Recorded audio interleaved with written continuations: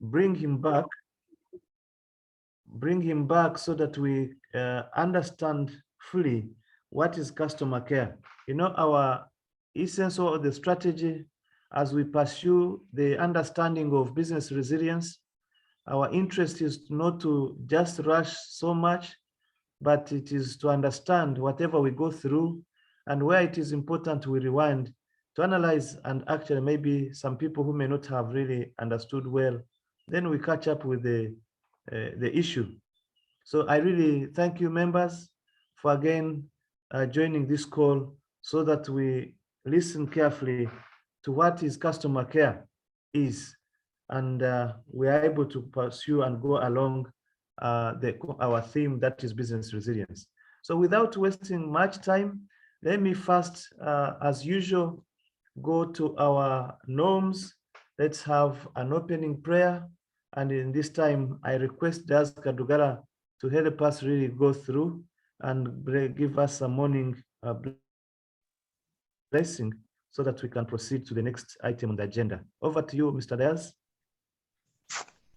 Thank you so much, our host, for giving me this opportunity. However, on call, I've seen our Reverend. If you can permit me, let me allow our Reverend Chaplain to give us an opening prayer. If he's there, there is no problem, really. Thank you. Thank you, Dr. And thank you, Diaz. Thank you, Diaz, for standing in wherever I am not around. And thank you, Doctor, for being persistent on this. Let's pray together. Our God and Father, we thank you for this wonderful morning. Thank you for giving us an opportunity to meet together in this fellowship and share the ideas and learn new ideas on how we can go about with business. Because you alone, you started this ministry of business so that we understand your ministry. And now, Heavenly Father, we pray for our speaker tonight, that you will use him, that you will guide us and give us the knowledge of understanding. At the end of this topic and this sharing, we shall go out when we have enough knowledge on how to deal with our fellow people, the customers who are coming in our businesses, that in your work alone, you shall continue to give us your knowledge. May you now give us your blessing in the name of God, the Father, the Son, and of the Holy Spirit. Amen. Amen. Amen. Thank you so much, our chaplain. Thank you for that morning blessings. And we congratulate you again for having really changed from diacon now to, I think, full priest or full reverend. Congratulations once again. Thank you. Glory be to God. I want now to proceed to the second item on the agenda.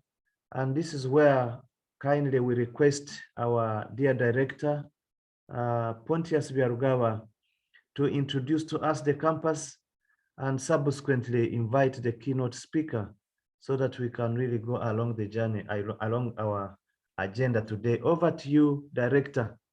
Thank you, Benon, for being resilient, for being focused on this topic that we introduced. Members, I thank you for joining us this morning to share knowledge about resilience, business sustainability, and I encourage you to keep on joining in so that we can be able to share and understand the concept. Members, on this call, we started this campus way back in 2007. We started when we were small, we became resilient. We started with a small number of staff, about 4. We are over 80 now. We started with a very small number of about 67 students. We are over 1,000 now. I think we are being resilient amidst of the competition that we face, especially in the western part of the country with very many universities, but we have been able to make it. We do teach and research on management and business courses. We have 2 master's programs, Masters in Business Administration, Masters of Science, Supply Chain Management. We have got 6 bachelor's programs. We have Business Administration, we have Bachelor's of Commerce, we have Bachelor of Human Resource Management, we have Bachelor of Tourism and Travel Management. We have got a Bachelor of Science in Accounting, and we also have a higher certificate, a higher education certificate in business administration. It takes us only one year. We have a certificate that is examined by UBUTEB, the National Certificate of Business Administration. So we are here to serve you. We started this campus to bring services near to you. We want you to join us so that you can share the knowledge we create in Mbarara, and we want to build to contribute towards human resource development in this western part of the country. I know we have done it. Most of our presenters have been our students who have passed through our hands in Mbarara, and they have been grilled. They can be able to disseminate the information they have. They have faced the practical part of it. They have joined the working class. Most of them have joined the business. We call upon you to join us. We call upon you to give us students. We have over time built capacity. We have about PhDs at around this campus here in Mbarara, and grilled in business. So we know we have the capacity to do it, and we call upon you to give us students. We are now entering into our second. We are winding up with our first semester of the academic year 2022-2023, and we hope to see you, to give us students in the next academic year, which is starting in the 2023-2024 August, and we shall start looking for advertising our programs in March up to May. That is when we shall be advertising our programs, and we assure you that we shall be able to make your students, your children, achieve their dreams. Our mission is to enable the future of our clients, which of course include the students, our staff, and other stakeholders.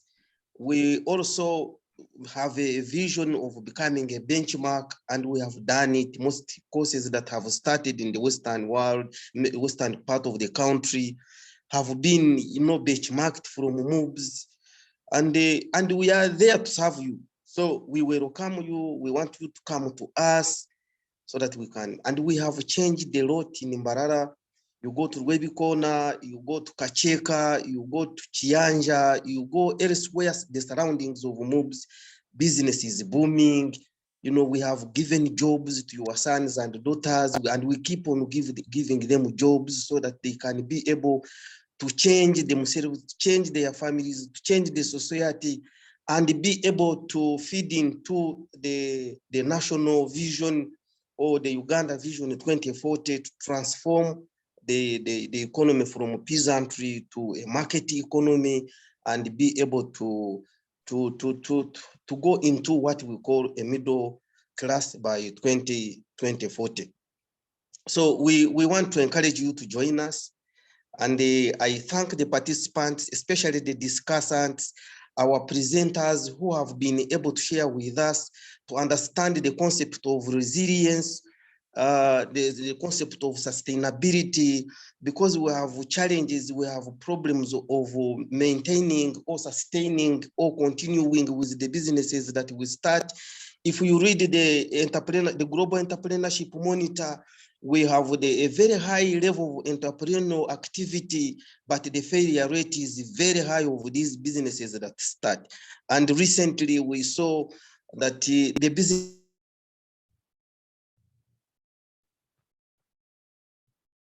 most of the business, fail, never their first anniversary. That's why we call upon you to join us so that we look at this concept of sustainability, this concept of resilience, and be able to make sure that we understand what to do practically, theoretically, so that we make sure that we continue with what we start. I want to thank Professor Waswa Barunywa, who has enabled all this to happen to move Zimbarara campus.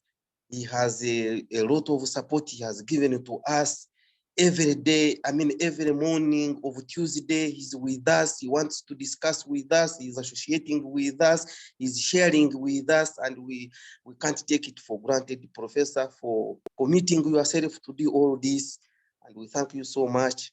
And at this juncture, I want to take this opportunity to invite you to speak to us. Thank you. Thank you very much, Director. Thank you for that very passionate presentation about Mbara campus. I hope that our listeners have bought in, and they should continue to give us students. I want to appeal to our Mbara listeners that this is your campus. And today, whenever you see university, it causes growth in the area where it is. So please bring the students, bring the young people so that we can be able to improve the place, change the place through the services that we offer and the economy that is generated around such activities. This morning, I'd like to continue to thank you for the business resilience discussion. Definitely, I hope the business people who have been on call have benefited tremendously from this discussion on what you need to do to be able to be resilient and be able to sustain your business. When you start a business, I believe there's nobody who wants to start a business with a view of closing it after 1 year. And as the director mentioned, many of our small businesses are not successful, they are not running well, they die after a very short period because they fail to understand what resilience means. So I hope that through such sessions that the business people have been able to see what it means to be able to be resilient. Today, the focus is on the customer.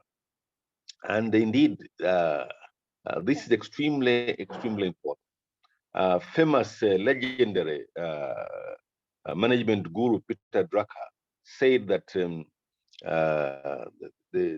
what is the objective of a business? He disputed profit being the objective of a business. He said that profit is the objective of a business is irrelevant. Can you believe that? We're all trying to pursue profit. He said the only valid reason why a business exists is to create a customer. Without a customer, you cannot exist. And I was in a lecture last night, and I was telling my students, I said, okay, you go and open up a shop somewhere, get lots of money from the bank, build a beautiful shop and put in everything that you want. And day one, nobody comes. 1 week, nobody is coming. 1 month, nobody is coming. 2 months, nobody is coming. What are you going to do? What's going to happen to you? You're going to close this business. So creation of a customer is the most important objective of business. So for a business to be resilient, there must be customers. If there are no customers, if customers walk away from a business is definitely going to collapse. So it's important for us to appreciate that resilience of a business, the essence of business is creating a customer, because you are producing a product or a service that answers the need of a customer. So I like this topic very much. Unfortunately, I will not be with you. We have a conference, a microfinance conference, this morning, which will be opened by the vice president, so I have to be away soon. But I'll catch up and know what's been discussed. I want to wish everybody a wonderful day, and thank you for being resilient yourselves, not only on the topic, but on the Zoom engagement, causing discussion of these topical ideas in Mbarara. Thank you very much. Everybody have a wonderful day, and may God bless you all.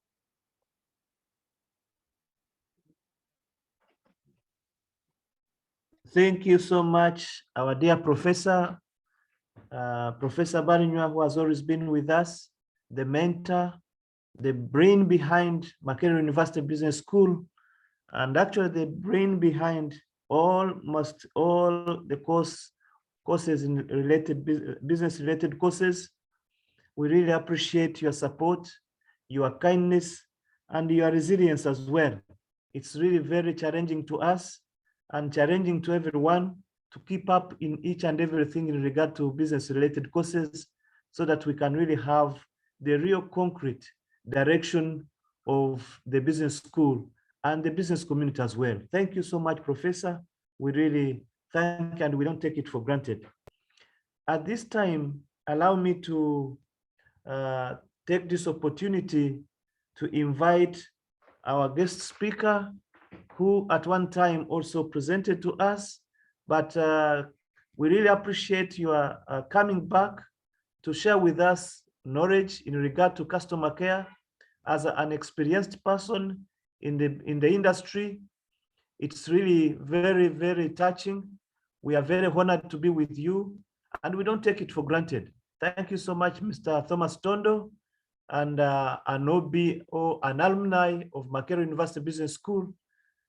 We really appreciate your effort and your always support to come back and be with us.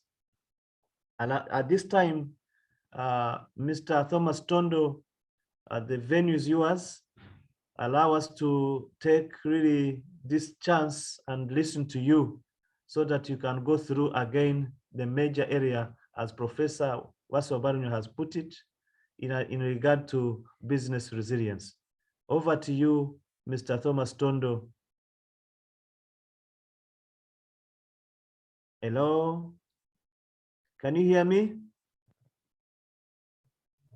Yes, a very good morning, everyone. Thank you,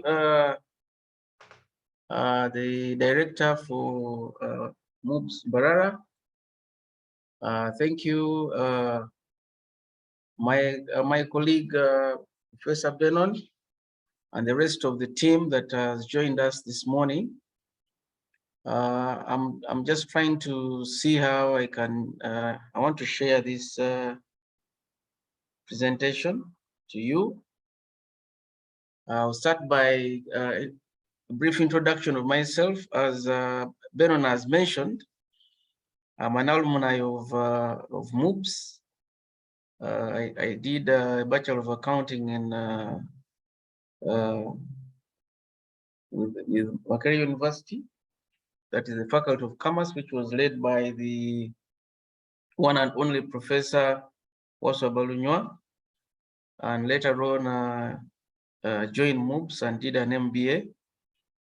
I'm a member of the Institute of Certified Public Accountants of Uganda, and I hold a number of trainings in customer service and other qualifications around the utility sector, where I've been working for 20 years now.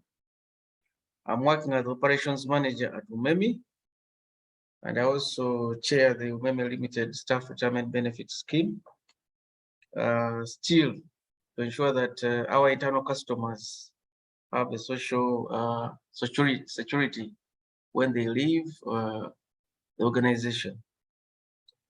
I'll start by giving a few highlights or insights on customer service. I know we use those terms interchangeably, but customer care is the, I can say, is the original term that we should be focusing on. And customer care is the work of looking after customers and ensuring their satisfaction with your brand, your business, brand, institution, and its services or goods.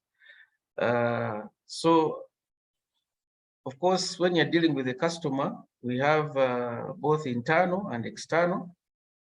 So if you're dealing with your internal customers, you must have a brand that you're protecting, and you're offering the service internally, either as a department or as a section or as an individual. So we have to look at customer care in two perspectives, serving the internal customer and also the external customer. Now you ask yourself, who is a customer? Of course, so many people have talked about a customer, and I know Gandhi mentioned the customer as the most important person in our organization.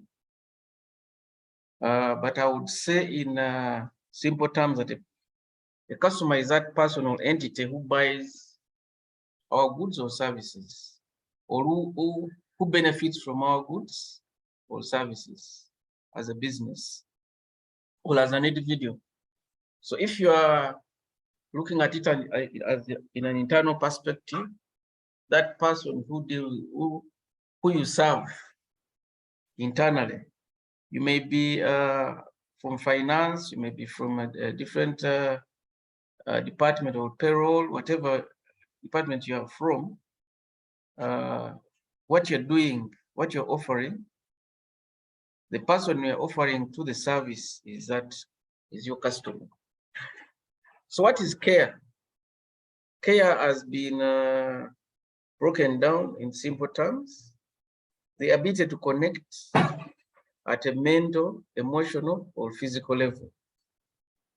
When someone comes to you at your desk or reaches out to you on your phone or on your platform, are you able to connect with that person mentally, emotionally, or physically? Physically means that maybe has come face to face to meet you or to interact with you.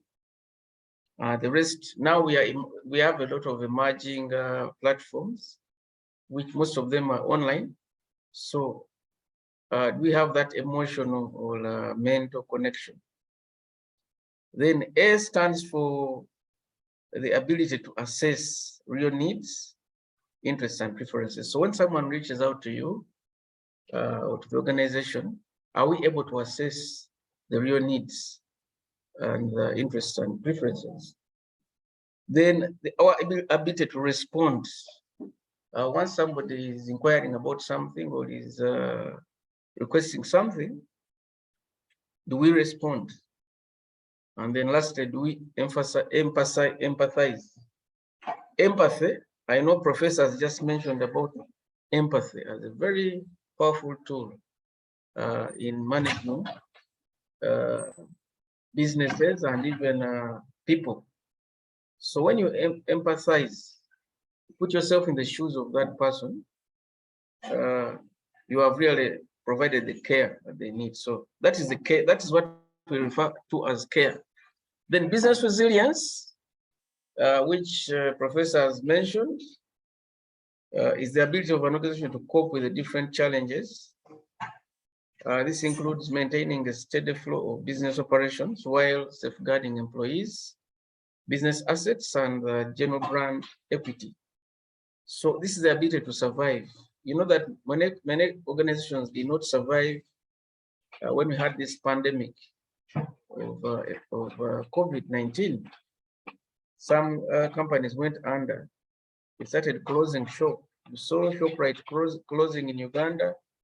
You saw many brands going down because they could not cope with the challenges, the different challenges that will keep coming.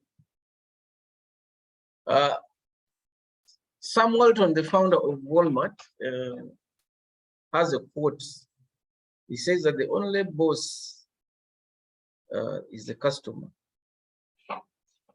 And he can fire everybody in the company from the chairman down to, from the chairman of the board to everyone down simply by spending his money elsewhere. So you should realize that the customer is the most important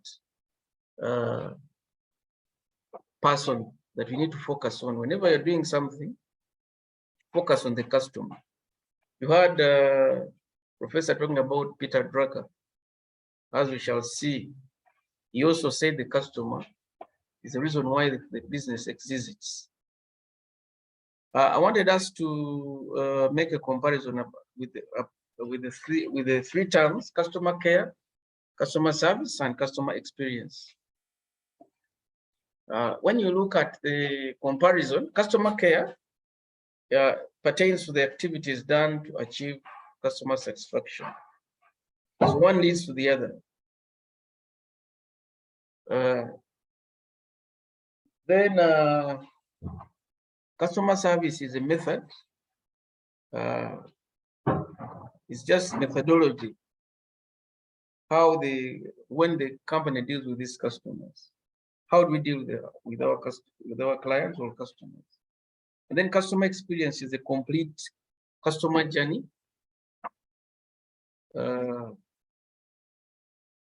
When the customer interacts with our brand, from the beginning to the end, that's what we call customer experience. And what is customer satisfaction? Customer satisfaction is a measurement that determines how happy our customers are with the company's products, services, and capabilities. So all these customer experience and customer satisfaction can be measured, and we shall see how you can measure these. Customer satisfaction is measured through surveys and ratings to determine how best to improve or change or make changes in the products and services. So if you want to measure customer satisfaction of an organization, you must do a survey. Some of these surveys can be done internally. You don't have to do a sophisticated survey.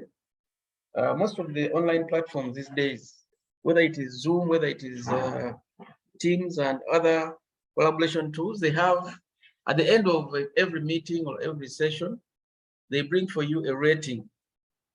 And you can make a comment and say, how was the session? You give that feedback. So from the feedback that is received from those interactions, you're able to judge and know and measure whether your customers are satisfied. When you go to the banks, sometimes they have a form or they have a small online or something, a device where you can put your feedback. So we can develop all this to help ourselves get that feedback to judge whether our customers are being satisfied. Now, I wanted to talk about the evolution of customer care. How has it evolved? Where did it begin from? And where is it and where is it going? When you look at the 1980s, we had the telegram, we had the fax, and we had the mailbox. People used to, send telegrams, people used to send faxes. They used to write letters and put them in the post office. It was a slow method of, slow and very manual method of getting feedback and also reaching out to the customer. Just imagine you're inviting, you have applied for a vacancy at an organization or at a university. You will have to write your application, send it through the post office or mail bag. It takes a number of months or days. Then they have to write back to you. So if you're having any issues, you need to know whether these people are not happy with you. You will do a lot of troubleshooting. You say maybe the reason why they haven't replied is because they're not happy.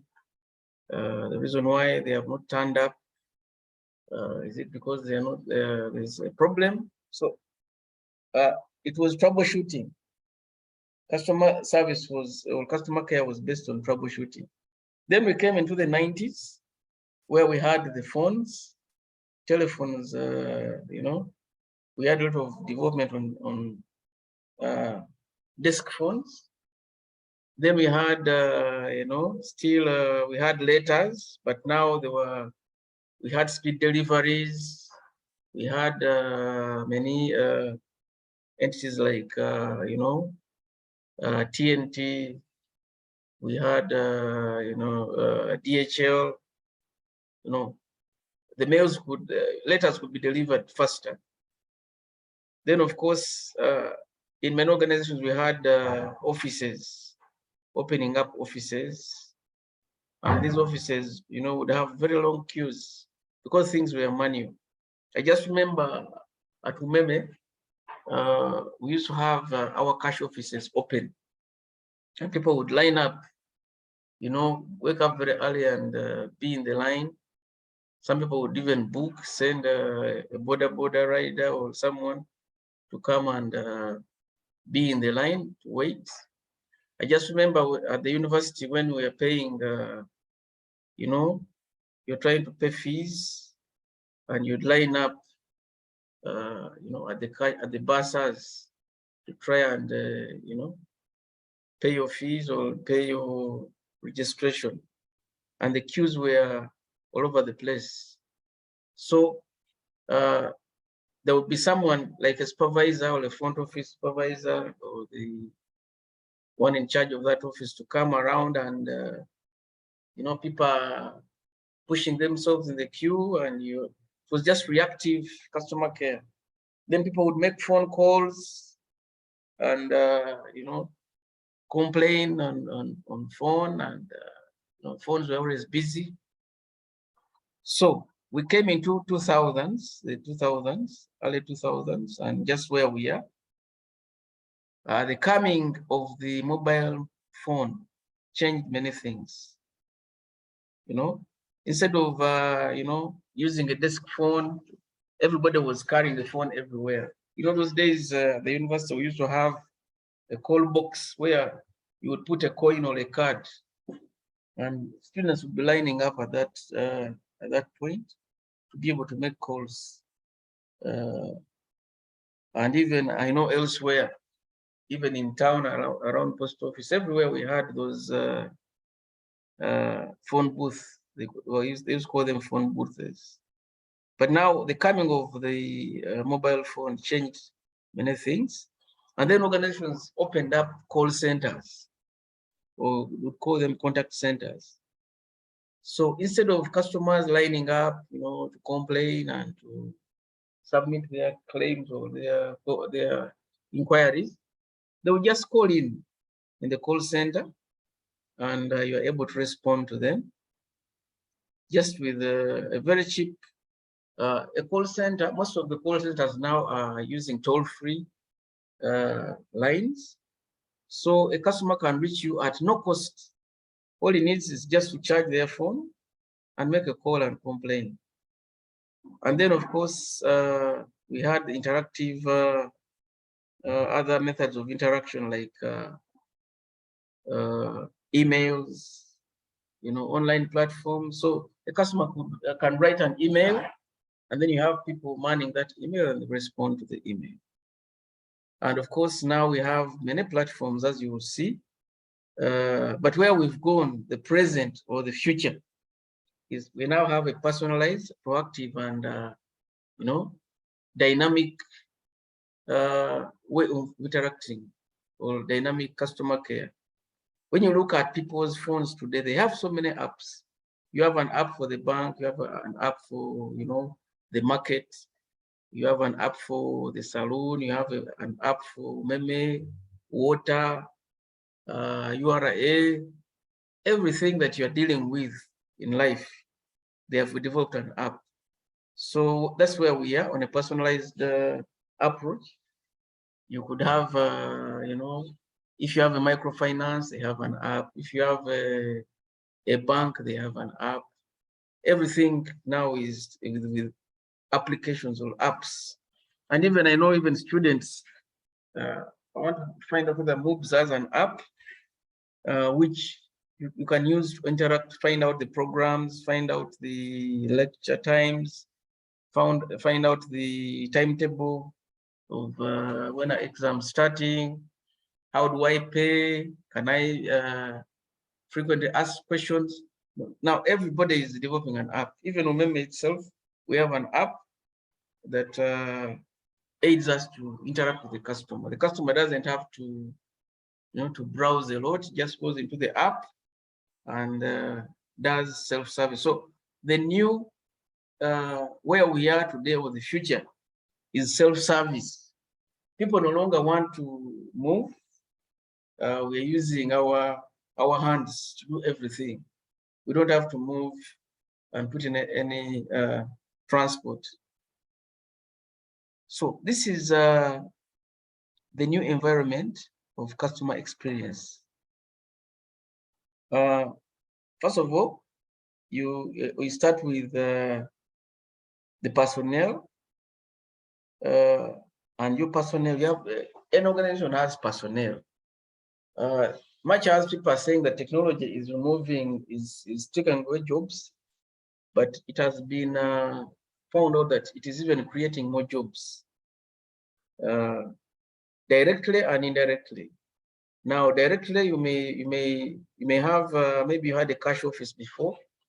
Now you will have a reconciliation team, because you have a team in the back office to do reconciliations as people pay online.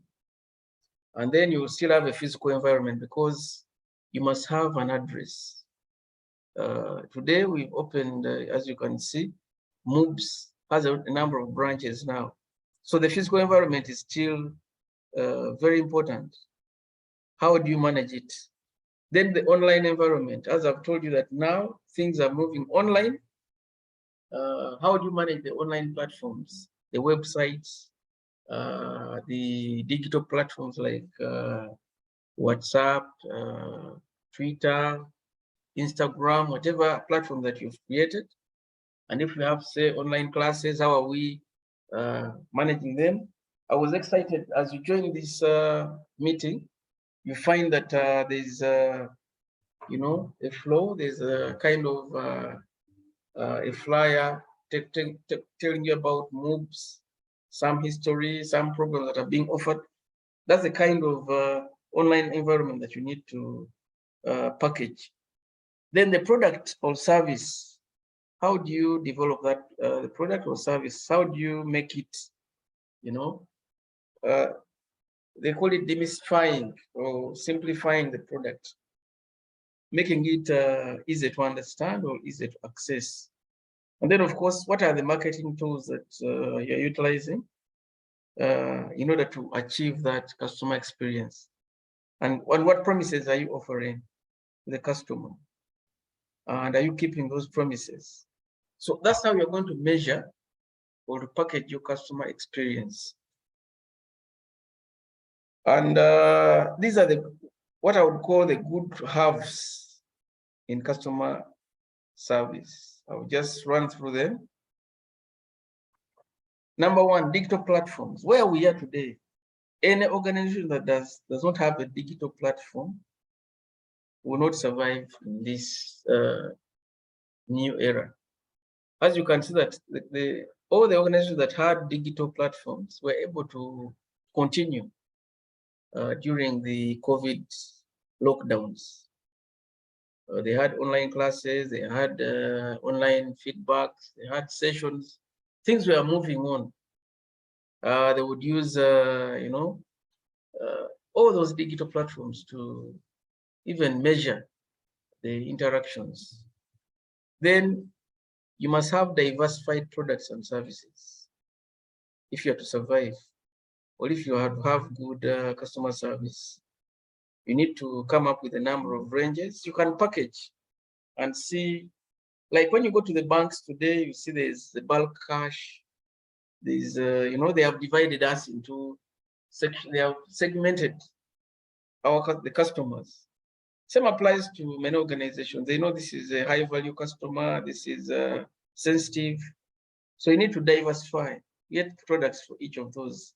Today, when you go to, I know, Centenary Bank has, they have some branches. I saw in Barara, they have a corporate branch. They charge you a bank charge of 10,000, but you reach there, there's, you know, as if you're sitting in a sitting room. There's no queue. They serve you at your comfort. There's coffee, there's tea, there's water. So you go there, you pay an extra fee, but get better service. So you can diversify. Then payment platforms or payment channels. You need to create payment channels. Lining up people coming physically to your premises not many people are now interested in movements. The coming of this pandemic created what they call a new normal. People no longer want to move. They want to use channels. You can use the bank, you can use mobile money, you can use an app. So they want things that are simplified. So you need to create those channels so that payments are simplified, and you will find yourself even having better collections. Then feedback channels. How do people give you feedback about your products or services? These ones need to be created. Then remote access, as I've told you that now people want to work from home, or they want to work from, someone is on the road and is doing something, or is communicating, or is accessing your product or your service. So you need to create, how do we get remote access? Then collaboration tools. I know many universities and organizations are now using collaboration tools to hold meetings, to hold sessions. You no longer have, if you want to invite us for a seminar or a workshop, we no longer have to come physically. So you have to create methods. If there are those who can come physically, they can come. But in the room where we are, please set up something that can corroborate with others who are not there. I've seen this at funerals, I've seen it at weddings, at functions. You know, you're having a funeral and your relatives who are in the diaspora are also in attendance, and they're able to follow the proceedings and whatever is happening. During the lockdown, you saw that when they closed churches, many churches came up with, platforms. Even mosques, they came up with platforms on how to have prayers through, Zoom and other platform collaboration tools. So it is something that you need to embrace if you have to develop customer service. Then partnerships. You've seen banks opening agencies, partnering with, you've seen even restaurants partnering with fuel stations. You find that every Shell station, they want to create like a restaurant or a KFC or something. You've seen Cafe Javas, which is located at certain locations, either supermarkets or fuel stations. So that kind of partnership can help you to tap into other customer bases. If you know that this is a very high profile institution, or this is a shopping mall that has big numbers, you can put can partner there, have a liaison office or something like that. So those partnerships are also very good in customer service. You can get feedback, you can get to know what are the products, what you need to change in the product. Then of course, stakeholder engagement. These are, you need to know who your stakeholders are and how to engage with them. Today, people have developed, WhatsApp groups, platforms for stakeholders. I see some organizations, they even organize dinners and fora, stakeholder. They invite stakeholders for dinners and some stakeholder, kind of feedback sessions to find out what are people saying, what are these stakeholders saying. And this will help you to improve your customer service. Then the 24/7 or 365 approach. 24/7 means that your service should be available 24 hours and 7 days a week and 365 days a year. No closing. I remember when we were still students, Professor Balmia talked about that where we are going, even banks and all these, organizations that are closing at lunchtime or are closing at midday. If they don't change that approach, they will not survive. And I remember, I think you can see today, all the banks are opening up to 5. Most organizations are now working almost, you know, they can open shop up to 5, but after that, you can still get a service. There's online banking, there's, you know, there are ways you can contact the organization. So if you don't have that in your mind as an organization, as an individual, today, if you're an individual and you're offering a good service, please find a way of, even if you're not working, you have a phone that they can call, or they can contact you, or their WhatsApp or whatever, to be able to get that service or product. So this is an example of the platforms that are in use. Like, remember, we have a 24/7 call center. You are able to reach us at any time of the day. And this call center has, you know, all languages. If you call, you can't speak English, they can handle you. Even if you're from any part of the country, we have at least languages that cut across. They can be able to handle you. We are on Facebook, we're on Twitter, WhatsApp. We have an email. You can go to the website. We can reach you by SMS. We send you an SMS reminder. You haven't paid us. There's going to be an outage. There's going to be this.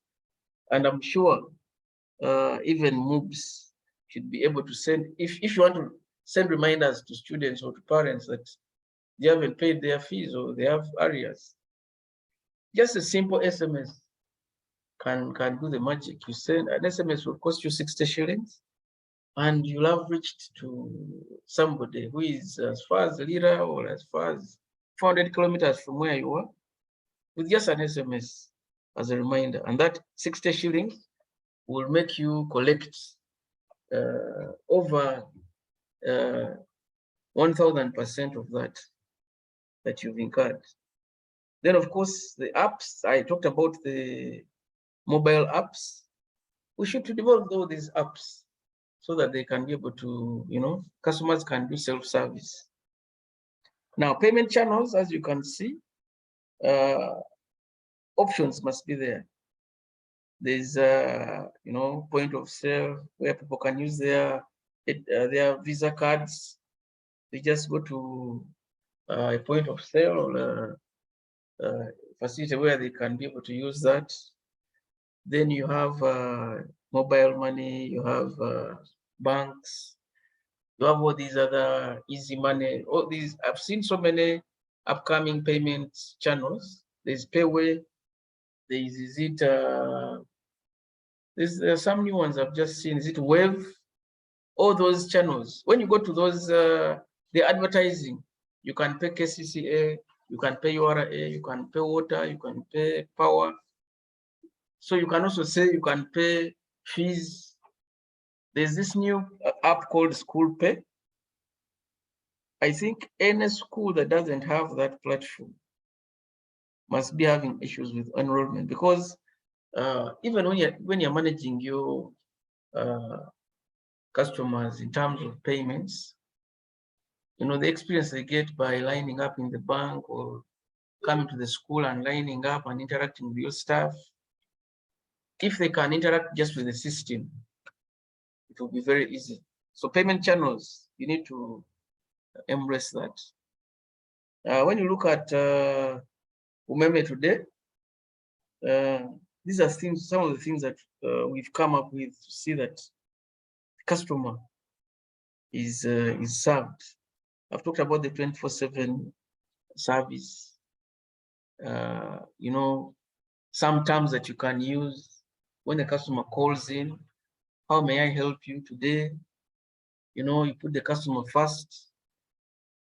You have to have that, you know, the quick apps, as I've told you, that, you know, someone doesn't have to come physically, can use their phone. So there are 5 P's that have been universally agreed upon as things that determine customer customer satisfaction. The first one is the product. What product will, I can say product, or you can substitute the service. But since they wanted to achieve a P of even a service is a product, that is the core offering to the customer in return for a price. You need to package that product and ensure that there's value for money.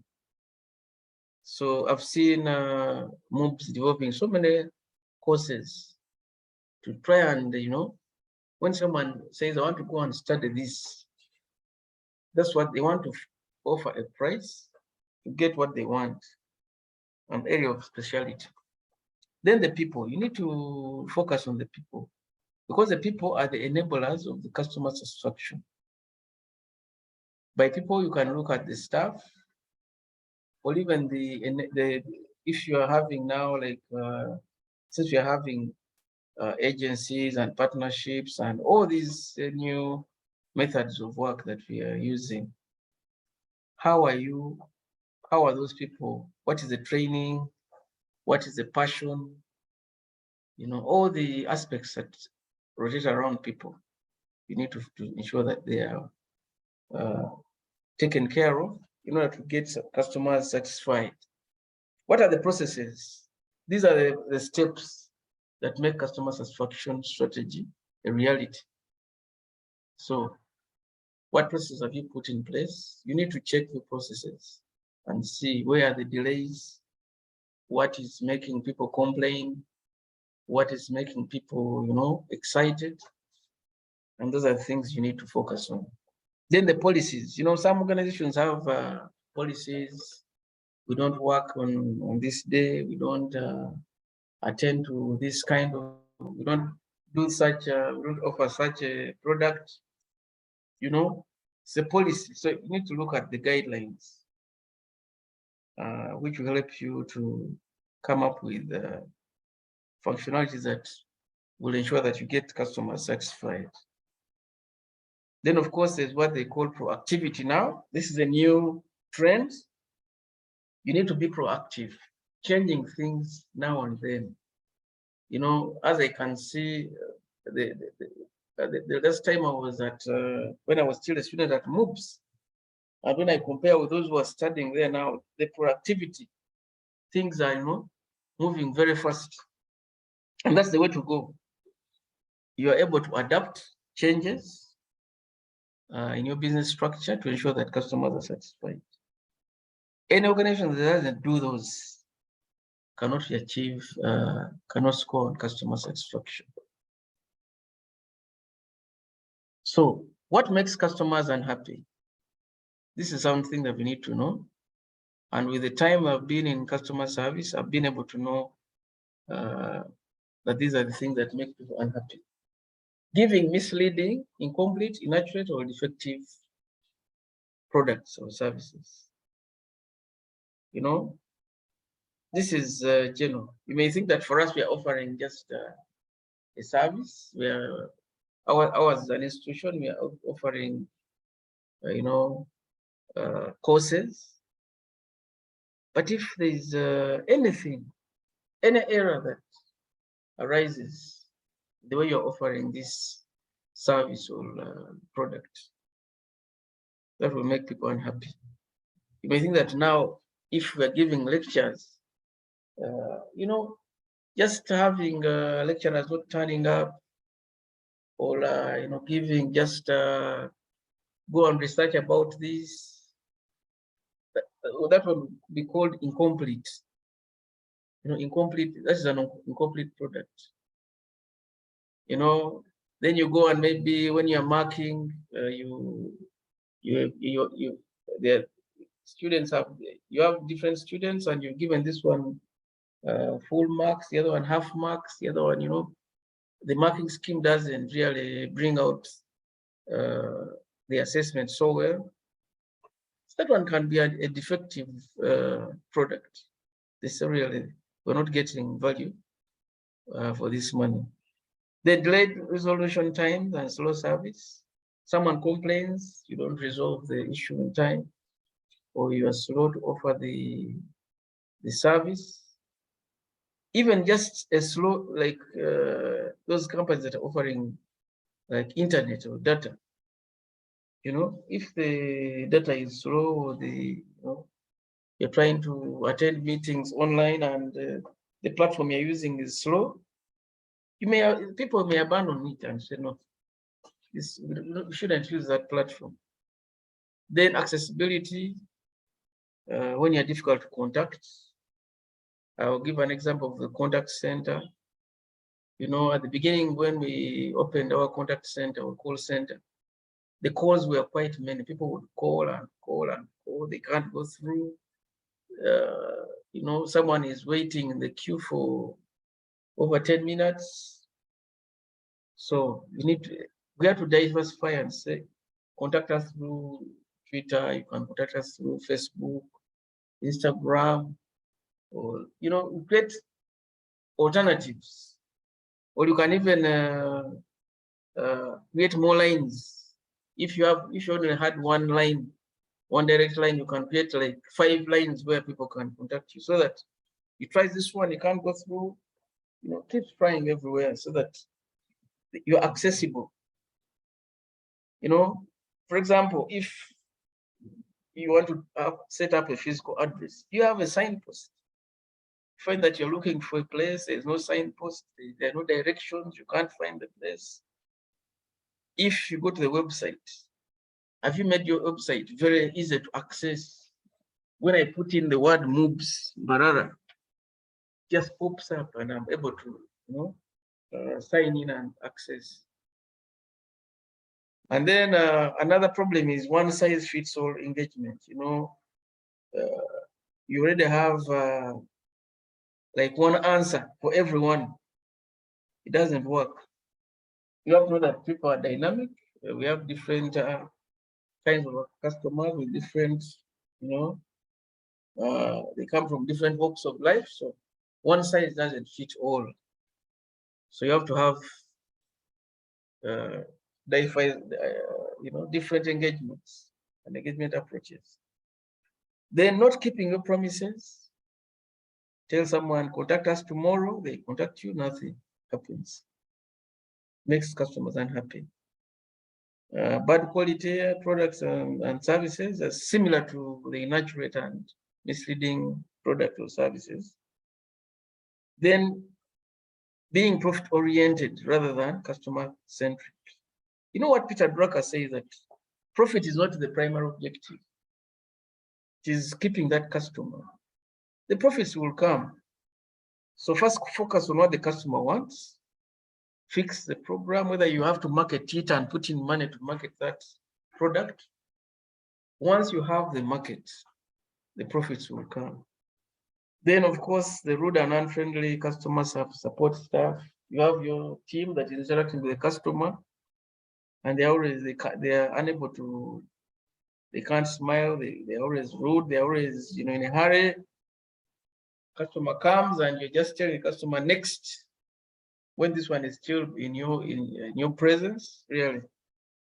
That will make people unhappy and they will leave the business.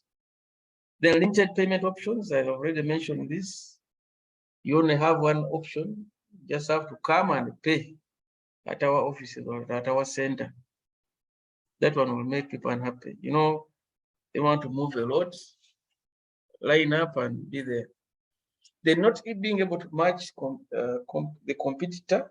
You know, everything has competition. Some people think that Umeme has no competition, but we have a lot of competition. People are offering solar energy, their generators, their backups, you know, their options people are using now. So they can leave your power and decide to put panels everywhere. Or they can decide to use a generator. Say, no, no, this is a fuel station, we are dealing in fuel.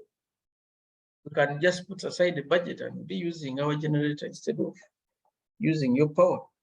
So if someone realizes that I can be more stable or I can get a better product from a competitor. Today, I think so many years ago, the only private university that we had was MOOCs. MOOCs is the one which started private programs. And today, there are so many private universities all over the place. Some of them even are virtual universities. They don't have an address. They're just operating online. So if you cannot match that competitor, if someone has started a program, they're offering online classes and people are happy with it, and for you can't match that level of happiness, you're out of business. Yeah, presenter. Then poor and lack of communication. There's a scholar called Jeffrey Imelet, who is the CEO of General Electric. He says that the future of our company hinges on our ability to understand and serve our customers better than any other firm. It is all about customer service. The products are actually secondary. So competition is now something that has come in our face, and you need to know, even as an individual, you have competition, because when they're talking of downsizing the organization and they have two managers or two people they're looking at, or two or more, they will look at what is the ability, what abilities do you have to understand and serve customers better than any other person. So if you don't market or you don't create a brand, you can be, managed out. So what is the new age of customer care? I just want to run through this. We have channel choice. I've just talked about, there should be alternatives. People should be able to choose, how do I get this service? How do I pay for it? Then there should be empathy. In whatever you're doing, you should put yourself in the shoes of that person that you're serving. Then customer centricity. Customer should be the focus. Whenever you are packaging something like a product or a service, think customer. Put yourself with the customers, how the customers embrace this. Then there should be proactive support.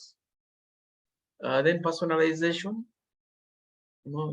Things should be personalized now. You see banks sending us birthday messages, dear Thomas, have a nice birthday. They know your birthday. If it is Christmas, ED, whatever they send you, that kind of personalization can make somebody, like the brand. Speed cannot be presenter. Self-service. Mr. Tondo Yes. Thomas, kindly surprise, because of many people are going for their office, they're going to their offices. Kindly summarize so that we can really at least get a feedback now. Okay. Thank you. I just want to just give you the benefits of customer service. Basically, you'll have whatever organization is looking for: profitability, building trust, and customers' longevity and shareholder value. That is something that organizations are looking for. Competitive advantages, the biggest issue, the biggest ticket item that you need to look for to survive in a business. And I will not go through the just the consequences of poor customer service are also, they also, in summary, you will have, there will be damaged reputation and loss of business. That is, once you lose business, the rest will happen. Staff will leave you, customers will leave you, and things will be going down. I wanted to just summarize this because people want to leave. This is should be the last slide. Customers should feel special. And this is a simple acronym. There should be speed. Service should be personalized, should exceed expectations. There should be courtesy. The service should be from an informed, position. Then the attitude should be a good one, and the experience should be a long-lasting one. With that, just one quote, the only critic whose opinion counts is the customer. So please listen to the customer's criticism, because it can help you change the product and perform better. Already talked about the side effects. And just to end with this last quote, if you want something new, you have to stop doing something old. That is what Peter Drucker said. Yes. I want to thank you and wish you a good day for those who want to leave and have other engagements.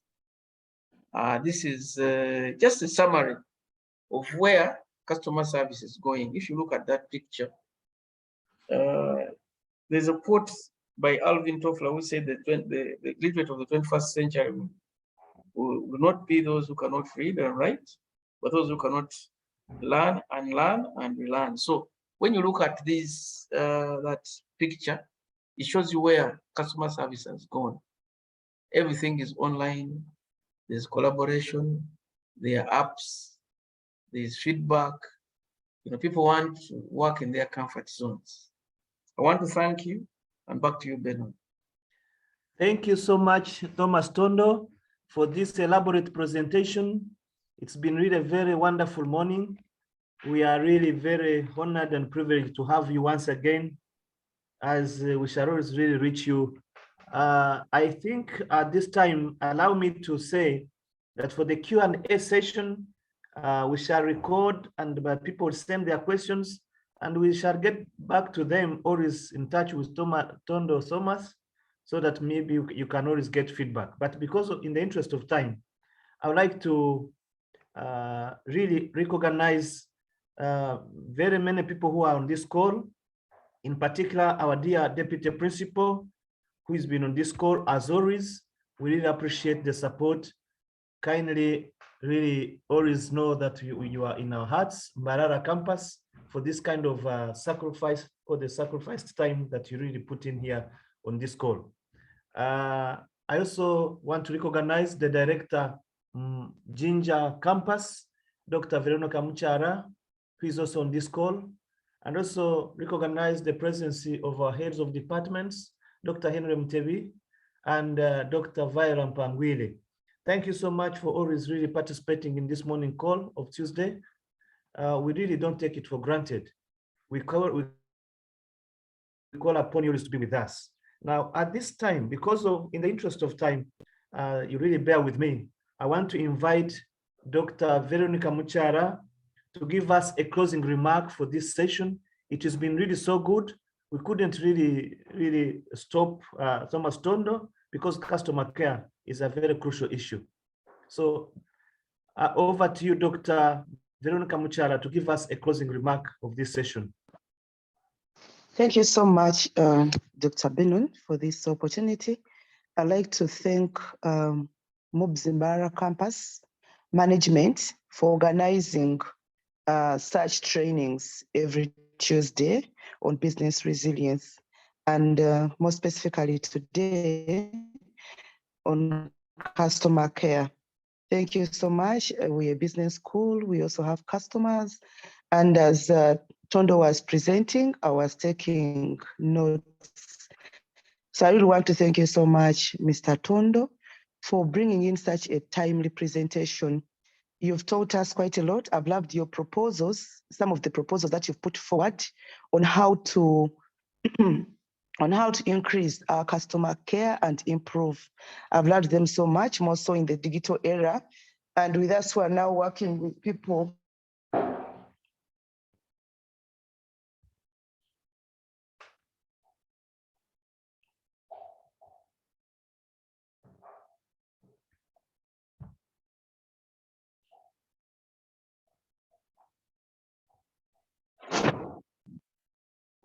Hello. I think our network has gone off. I think we are losing our director.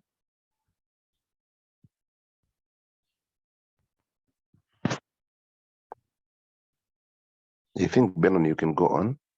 I think kindly Prof. Richard, thank you also for being on this call. You can get into give a closing to wind it up. Okay, Benon, thank you.